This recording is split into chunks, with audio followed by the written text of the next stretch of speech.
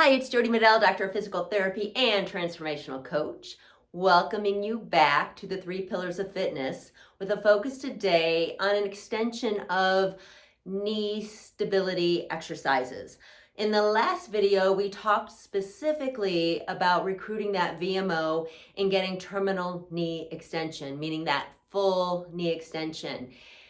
And the purpose regarding dedicating a whole video to that is because, as I said in the last video, it's imperative that we get that full terminal knee extension because there's nothing in life that's putting us there.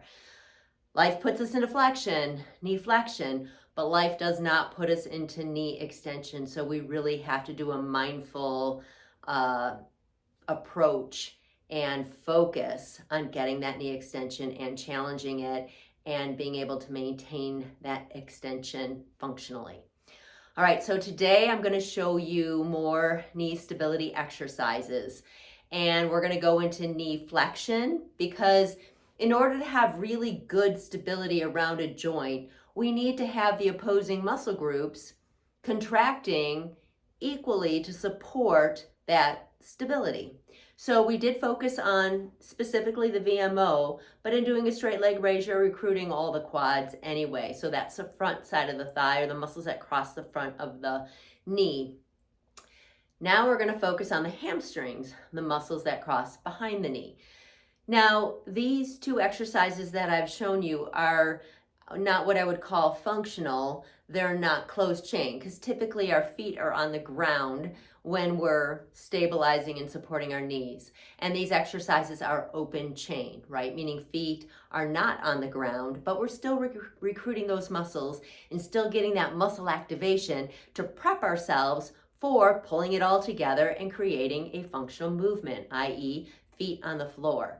So the third exercise I'm going to show you today is a bridge. And we're going to go from bridging with both legs to bridging with one leg at a time.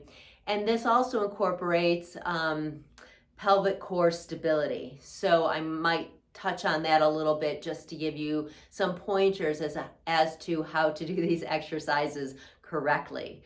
All right, there's going to be a little playing around with the video so that I can get into place to show you these exercises today. So bear with me and let's get going. All right, so I got to get on the ground for this one. Okay, I'm going to get over here. So for the hamstring curl, I don't have a machine, and this is something you can do at home.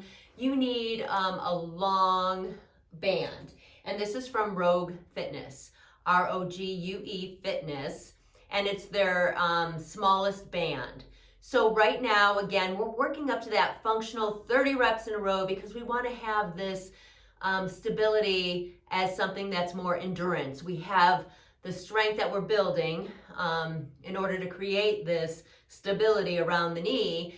We want to use it every day, all day. It's not just a one and done big time movement. All right, so we're going to wrap this band around something low. We're going to hook it onto our foot. My shoe hopefully will stop it from coming off. And we're going to extend out far enough so that there's, hopefully you can still see me, there's tension on the band. So you can see that there's some tension on the band. What I'm going to do is bring my heel to my butt and back down. Heel to butt, back down, heel to butt, back down. Our goal, like all the others, are 30 in a row without stopping. Now, some cues here. Make sure that your pelvis, when you feel the bones in the front of your pelvis hitting the ground, make sure they stay even. I don't want you rocking side to side, nor do I want you going into hip back extension, really pulling from your back. So your back should be relaxed. The only muscle you're recruiting is a hamstring. This muscle back here, back of the knee, okay? And you're pulling that heel to butt, back down. You're using a range of motion that you can do without cheating. So if I want to get more range, but I'm moving over like this and compensating, then I'm doing it incorrectly. So again, heel to butt, back down. We're going to repeat this, keeping an even tempo for 30 in a row. Okay, so that's hamstring, opposing the quad that we worked on last time, specifically the VMO. All right, the next exercise I want to show you is a bridge. So when we do the bridge, we're lying down. Let's get focused here. Okay, so my feet are about hip width apart. My knees are coming straight out of my hips. The things that I want to cue you on are, one, when we do a bridge, we're honoring concepts we've talked about in the past.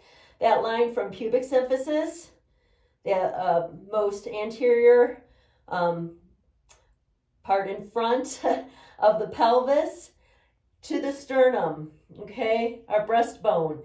We are keeping a straight line there. So we're keeping a plank. So as we go up into a bridge, we're not rolling and rolling down. We're keeping this a plank. Our axis of rotation is behind our scapula, our shoulder blades, and we're coming up as a plank. When we do this, we're pushing through our heels. Our main focus is, one, pushing through the heels and axis rotation behind the scapula, keeping that straight line from sternum to pubic symphysis. Again, not altering our lumbar spine or our pelvis. I know there are some exercises where they teach you to tuck that pelvis under and go into a bridge. We're not doing this as a spine mobility exercise. We're doing it as a hamstring glute strengthening exercise to pull this all together, all right? So, again, straight line, pushing through the heels, up, down, up, down. Hopefully you see my axis of rotation is through my scapula, and my goal, 30 in a row without stopping, linking all 30. Again, 30 in a row is your goal, okay? That's where you're gonna end. You're not doing that necessarily today. So do as many as you can without cheating, compromising your form. And when you're done, you're done. Try to rest and make your last one really good, because we always want to end on a good note of perfect form so that our body leaves with that in mind.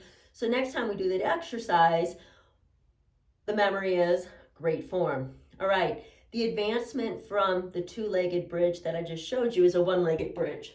So what we're doing instead is we're crossing our opposite ankle on our opposite knee. Now, the key here is making sure that your pelvis stays stable. So I don't want to drop down because I'm pushing through that opposite leg and let my pelvis tilt. So my pelvis has to stay even side to side. The bones, as you can feel them as they stick out in the front, should stay even. And again, we're maintaining that line from pubic symphysis to sternum, making it a plank. All right, so as I come up, I'm keeping my pelvis even. I'm maintaining this line, axis of rotation through my scapula, pushing through that heel, coming down, up, down, up, down. And then I'm going to switch legs. So as we do this, again, our goal, 30 in a row each side, but you're not going to get that today probably because it's your first attempt. Get as many as you can using amazing form. You've got it in you. And then keep pushing yourself so that you can finally achieve that goal of 30 in a row. When we have 30 in a row of all of our basic exercises, we can then pull it all together to another exercise, which I call the single leg dip drive, which is our functional lower extremity exercise that just pulls it all together to ensure that when we take a step on the ground, we're using the best form possible. And I do have a video out for that one as well. All right, I hope this is helpful for you. Next time we're going to get into some strengthening exercises to help support the knee and its journey towards healing if we have an injury. And you can always contact me if you have any questions at jodimedell@gmail.com. You can also check out my website at jodimedell.com, jodimedell.com. And there you have access to other videos as well. Okay, have a fabulous day, and I'll see you at the next video session. Bye.